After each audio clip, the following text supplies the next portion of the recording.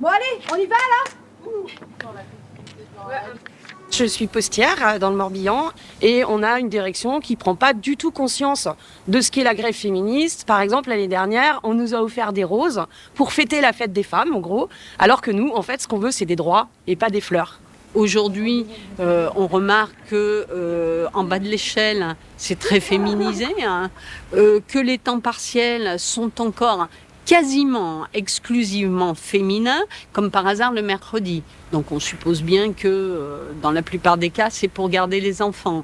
Tout ça pose quand même question et c'est le reflet de la société.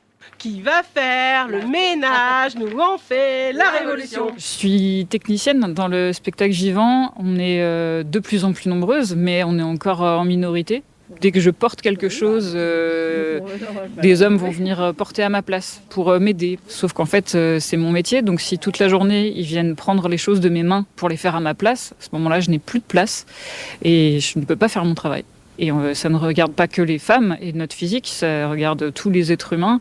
C'est aussi absurde qu'un homme, pour montrer sa virilité, décide de porter tout seul une caisse bien trop lourde et se casse le dos. En fait, ça va aider personne.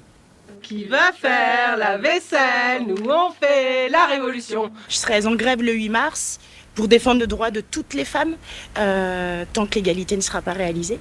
Je serai en grève le 8 mars et tout tant qu'il faudra jusqu'à ce que mes sœurs soient entendues, crues et défendues lorsqu'elles se font agresser. Je serai en grève ce 8 mars 2024 parce que je ne peux pas me réveiller dans un monde où le président de la République soutient des personnes comme Gérard Depardieu au lieu des personnes qui ont été victimes de ces agressions. C'est impossible et c'est anormal. On a aussi une constitutionnalisation de l'avortement, mais toujours pas les moyens de le mettre en œuvre correctement. On dit qu'on se bat contre les violences sexistes et sexuelles, alors que les 3 milliards qui sont demandés par les associations, les collectifs, ils sont toujours pas sur la table. Nous sommes toutes des sorcières solidaires. Nous sommes toutes des sorcières solidaires. Je travaille dans l'informatique. Le 8 mars, je serai en grève pour lutter contre les violences sexistes et sexuelles, les violences contre les femmes et les enfants. J'ai moi-même été victime de violences. J'ai eu le déclic avec le violentomètre. C'est une échelle des comportements. Moi, quand j'ai vu que j'en avais dans la partie rouge, je me suis dit qu'il était temps, que ça faisait un moment que je me questionnais et pour protéger mon enfant, il fallait que je parte.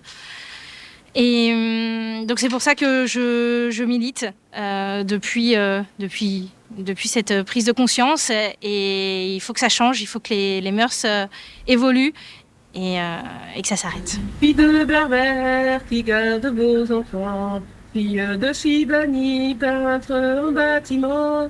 Le 8 mars, c'est vraiment nous rendre enfin visibles et nous rendre notre place. Le 8 mars, je serai en grève avec les femmes du monde entier. Parce qu'aujourd'hui dans le monde, les femmes et les enfants sont les premières victimes des conflits armés. Parce qu'aujourd'hui les femmes sont les premières impactées par le dérèglement climatique. Parce qu'aujourd'hui les femmes sont doublement exploitées par le capitalisme et le patriarcat.